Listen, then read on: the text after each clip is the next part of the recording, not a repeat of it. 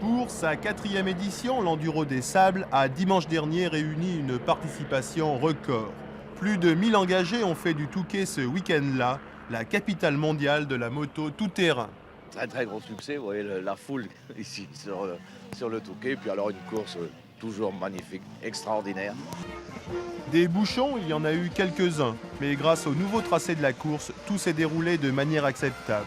Pour les meilleurs, chaque tour était bouclé en moins de 20 minutes, alors que pour certains, 1h30 était nécessaire pour boucler la même distance.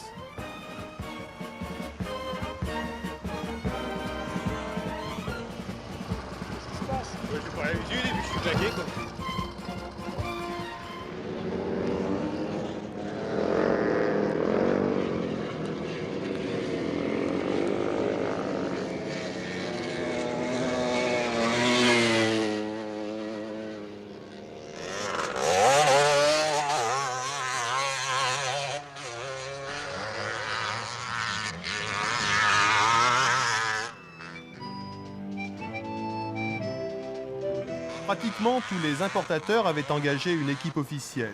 Deux grands favoris, les Yamaha 400 IT et les Husqvarna 390.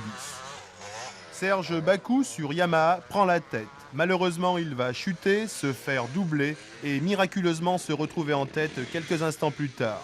Son petit numéro n'échappera pas à l'œil omniprésent de l'organisation. Il va donc se faire éliminer. Dommage.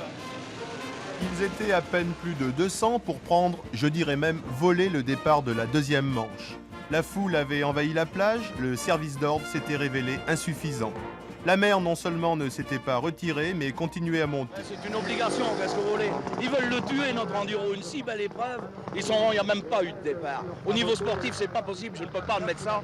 Car cette épreuve de l'enduro du Touquet, si elle veut survivre, il est absolument impératif que nous ne passions pas pour des charlatans. Notre devoir de ne pas donner le départ de la deuxième étape, car la force de la tempête et de la marée est telle que nous ne pourrions pas assurer la sécurité